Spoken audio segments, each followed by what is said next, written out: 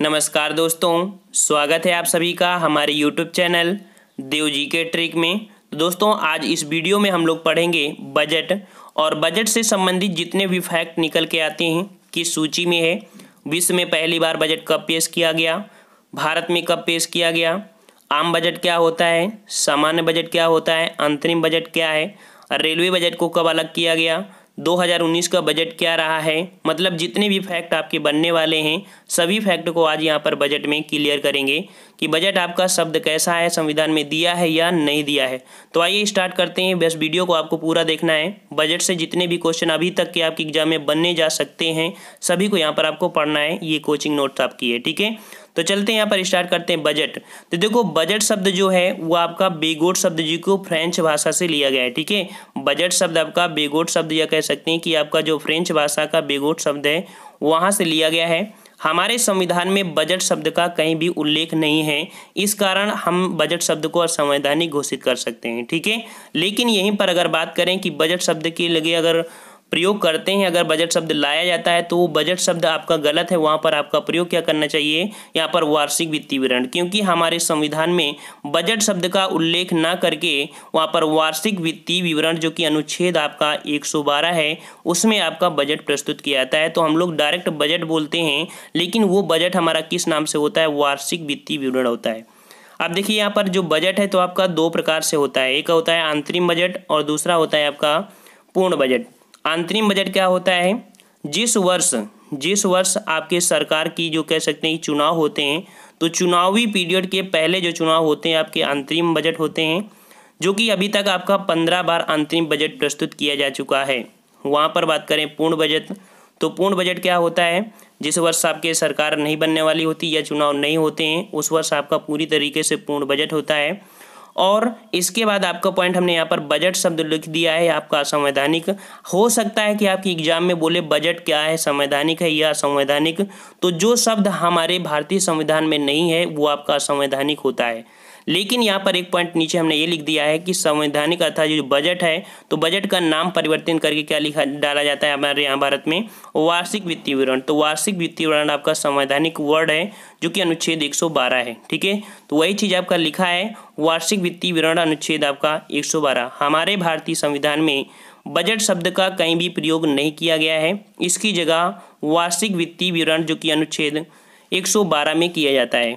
Next point यहाँ पर देखते हैं, राष्ट्रपति की सहमति से वित्त मंत्री लोकसभा में वित्तीय वर्ष का विवरण पेश करता है, अर्थात वित्तीय वर्ष का बजट पेश करता है। किसकी सहमति से, तो राष्ट्रपति की सहमति से वित्त मंत्री लोकसभा में वित्तीय वर्ष का बजट पेश करता है। अगला है कि बजट शब्द किस भाषा से है, तो बजट शब्द आपका फ्रेंच भाषा के बेगोट से लिया गया था, उसी का मतलब होता है बजट से लिया गया है, जिसका अर्थ होता है चमड़े का थैला, ठीक है। चमड़े का थैला होता है और ये थैला आपका कैसा होता है, लाल होता है, ठीक है, लाल होता है।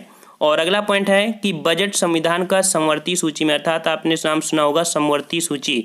समवर्ती सूची क्या होती है, जब कोई सूची राज्य सरकार और केंद्र सरकार की संयुक्त विषय होता है उसे यहाँ पर समवर्ती सूची कहते हैं। तो जो बजट शब्द आपका है वो आपका समवर्ती सूची के अंतर्गत आता है। अब ये समवर्ती सूची की बात करें कहाँ पर है, तो भारतीय संविधान में 12 अनुसूचियाँ हैं, जिनमें से 7वीं अनुसूची के अंतर्गत यहाँ पर आपकी 3 सूचियाँ होती हैं। एक होती है संघ सूची, राज्य सूची और कौन होती है, समवर्ती सूची। संघ मतलब होता है केंद्र सरकार की, राज्य मतलब हुआ राज्य सरकार की सूची विषय होते हैं। और वहीं पर समवर्ती सूची की बात करें तो केंद्र और राज्य दोनों की आपके विषय सम्मिलित होते हैं। अगला पॉइंट है बजट वित्त मंत्रालय द्वारा तैयार किया जाता है। आपको याद रखना है कि बजट किससे द्वारा तैयार किया जाता है, बजट वित्त मंत्रालय द्वारा तैयार किया जाता है। अगर बात करें कि 2019 का बजट, तो वैसे आपके वित्त मंत्री कौन है, अरुण जेटली, लेकिन उनकी तबीयत खराब होने की वजह से उनके कार्यवाहक जो कि अरुण जेटली जी ने क्या किया है, इस बार का वित्त मंत्रालय का कार्यभार सौंप कर उनकी जगह में आपका बजट प्रस्तुत किया है। अगला है एक पॉइंट होता है कि कोई विधेयक धन विधेयक है या नहीं, इसकी निर्णय कौन करता है, तो कोई विधेयक धन विधेयक है या नहीं इसका लोकसभा अध्यक्ष निर्णय करता है, ठीक है।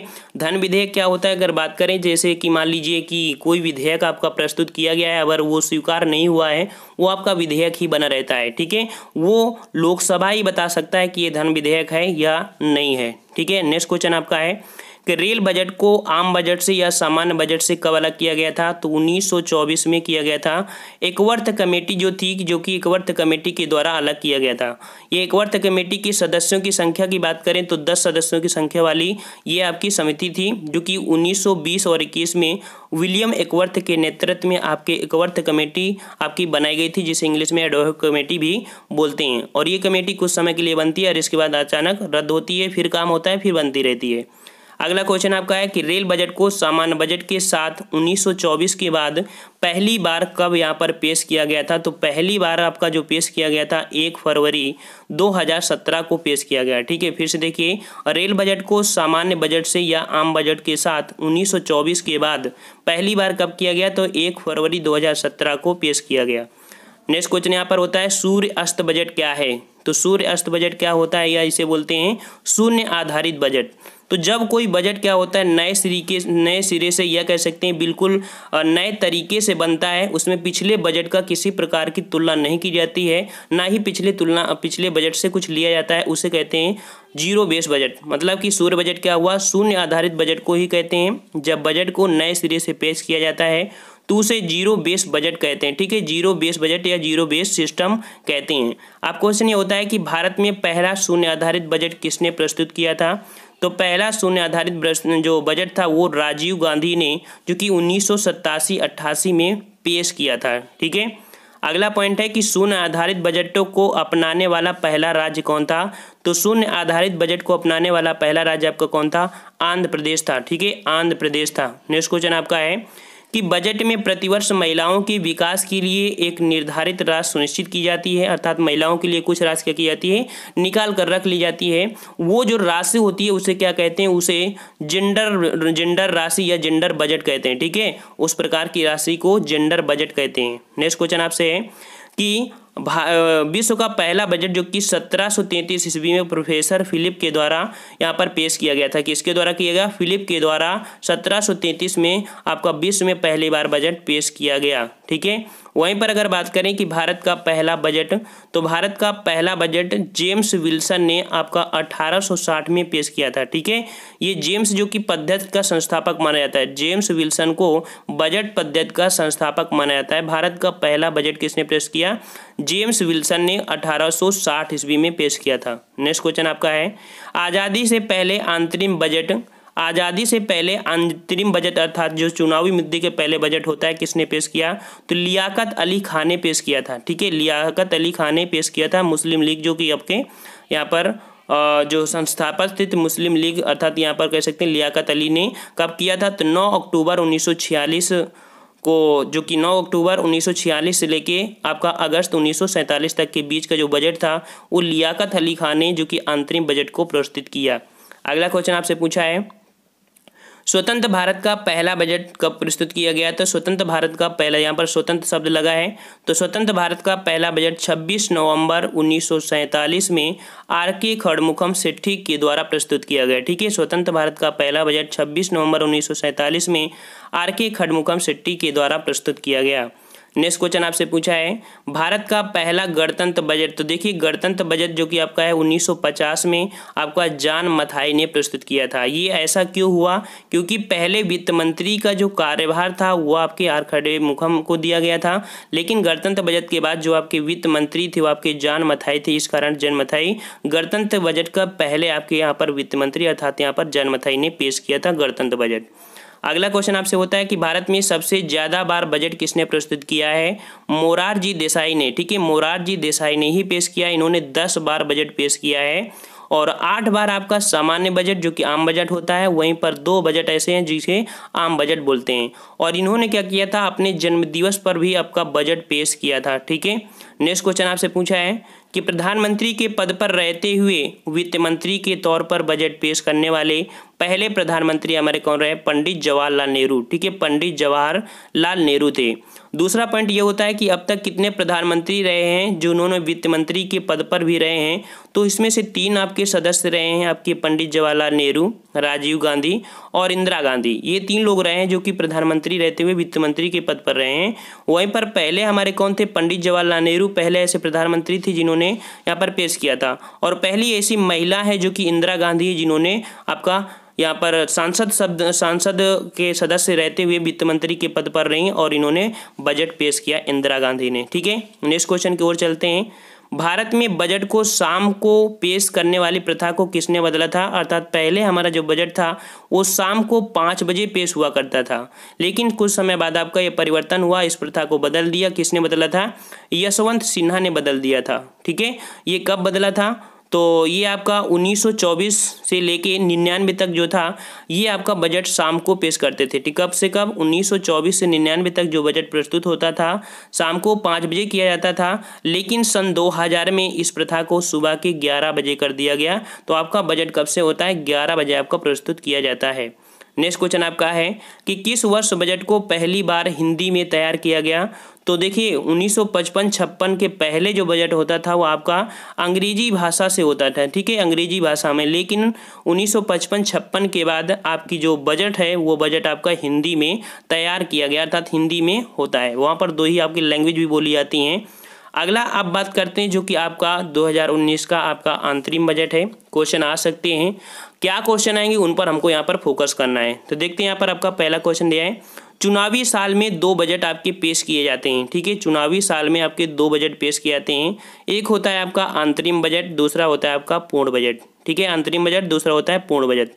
यह अंतरिम बजट में नई सरकार के सत्ता में आने तक, यह अंतरिम बजट होता क्या है इसको देखिए कि नई सरकार के सत्ता में आने तक सरकारी खर्चों का जो इंतजाम करने की औपचारिक जिम्मेदारी होती है उसे ही आपका अंतरिम बजट कहते हैं। या अंतरिम बजट का दूसरा नाम होता है लेखानुदान बजट भी कहते हैं। ठीक है, लेखानुदान बजट कहते हैं। अगला क्वेश्चन आपका है कि अब तक देश में 15 बार अंतरिम बजट पेश किया मतलब कि अंतरिम बजट पेश किया गया है। अगला है कि अंतरिम बजट 2019 में किसानों को सालाना पेंशन देने के लिए एक जो कि 6,000 रुपये, ठीक है, 6,000 रुपये किस योजना के तहत किया गया? तो 2019 में किसानों को सालाना पेंशन देने के लिए 6,000 रुपये की योजना आपकी जो चालू की गई है प्रधानमंत्री किसान सम्मान विधि योजना। ठीक है, प्रधानमंत्री किसान सम्मान विधि योजना जो कि आपकी 3 किस्तों पर दी जाएगी। कितने हज़ार रुपये? 6,000 रुपये दी जाएगी।